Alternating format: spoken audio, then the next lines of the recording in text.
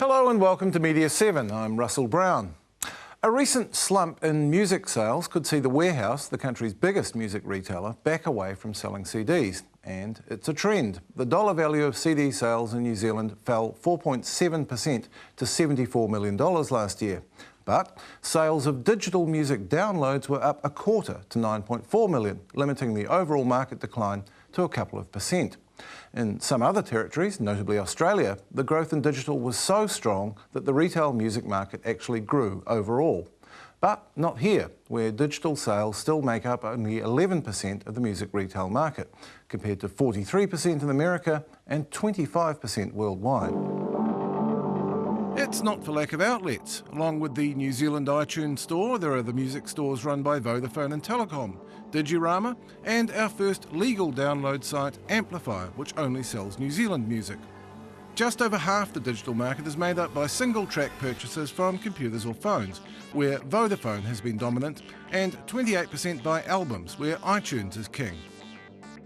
In America, the picture is extreme. More than $1 billion spent on single downloads and only $76 million on digital albums. Meanwhile, music business politics prevent Amazon and eMusic from selling MP3s to New Zealand, but artist-driven sites like Beatport and Bandcamp trade away merrily. The trend is clear. We're buying fewer CDs and more digital downloads, fewer albums and more tracks. So what does that mean for the shape of the industry? With me now are three men with a stake in this emerging world. General Manager of Amplifier.co.nz and DRM New Zealand, Stephen O'Hoy. G'day. Number one on iTunes and also available on vinyl, Samuel Flynn Scott of the Phoenix Foundation. G'day. And Peter Baker, whose distribution company Rhythm Method is a cornerstone of the local industry's growing independent sector.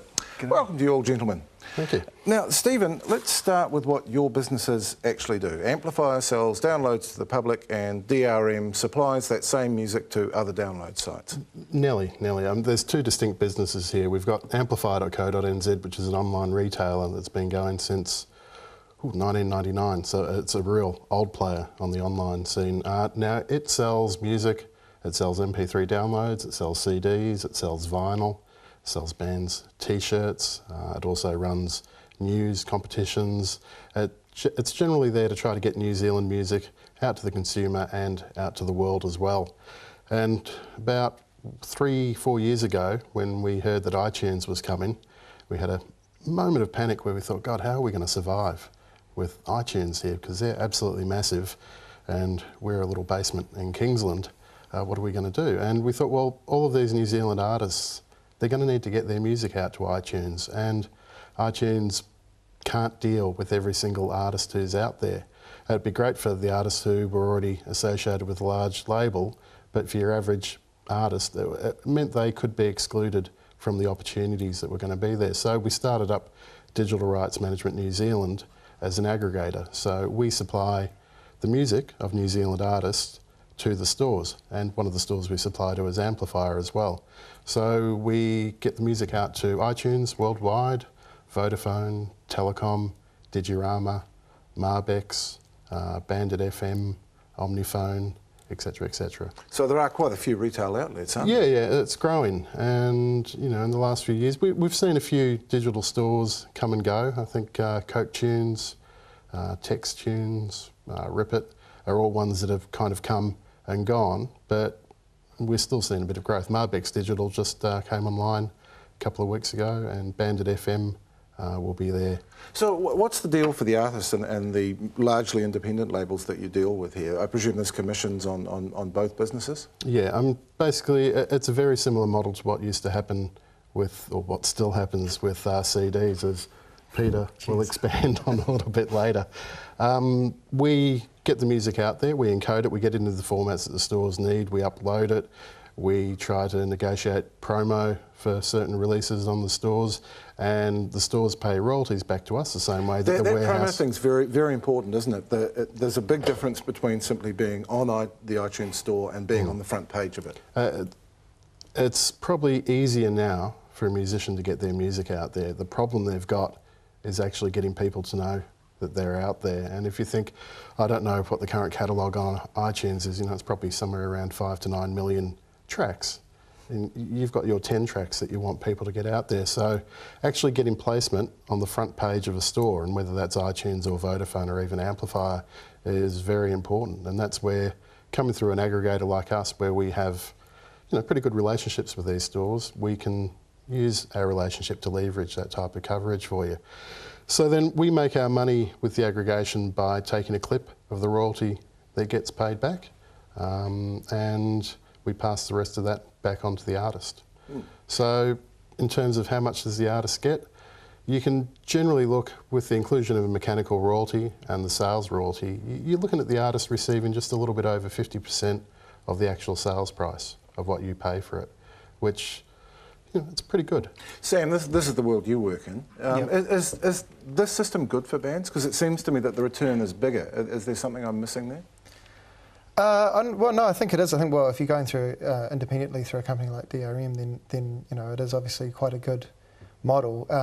And I think also all of the major labels are embracing some of the models of the independent labels that have been doing it since the punk era. But I think also there are disadvantages to some of how those digital models work, and just in terms of how you present your music and that sort of thing. And it's that promotional value. Yeah, which is why you need people like Steve and Peter to be pushing your music in other ways. You can't just flood it into this digital world. And now, your new CD, Buffalo, has EMI printed on it. Mm-hmm.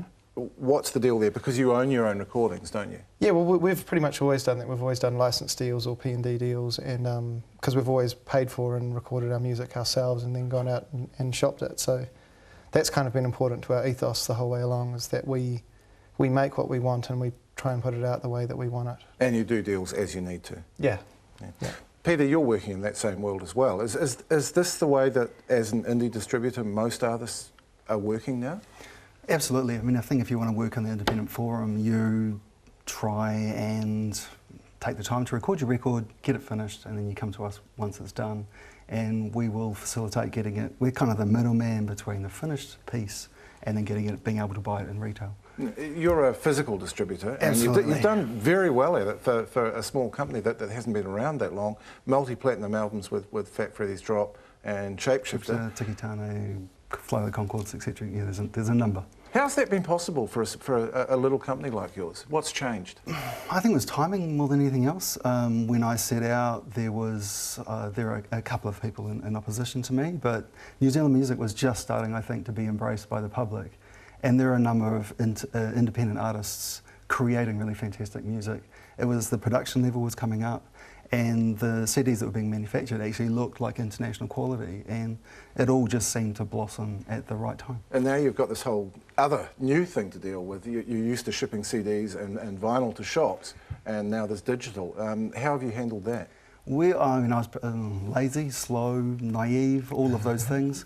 We've joined in cahoots with Stephen at DRM, so pretty much everyone who comes to us for a physical contract is given a digital contract through DRM. It's up to them to choose. So they can decline and go elsewhere if they want.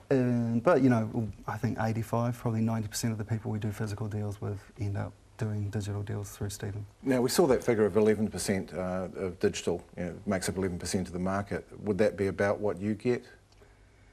I think so, yeah. I mean, you get the sales figures once the record's released, and you can track it over the counter sales versus digital, and once a record's been out for long enough, it does average out to be around, digital is around between 10 and 15%. What are you seeing? I mean, I recall something earlier on this year, Stephen, that the new Holly Smith album was selling more as a download through you than it was on CD. Is that common? We've seen things change. I mean, talking with my amplifier hat on, that we went through, it was around about this time last year, where we actually, for a month's sales, we sold more digital albums than we sold physical albums, and the trend continued through the year until we got to just before Christmas, which is, I think, when more of your older music consumer kind of jumps on to try to get some music, and the CD sales jumped back up above, and we're now back to digital.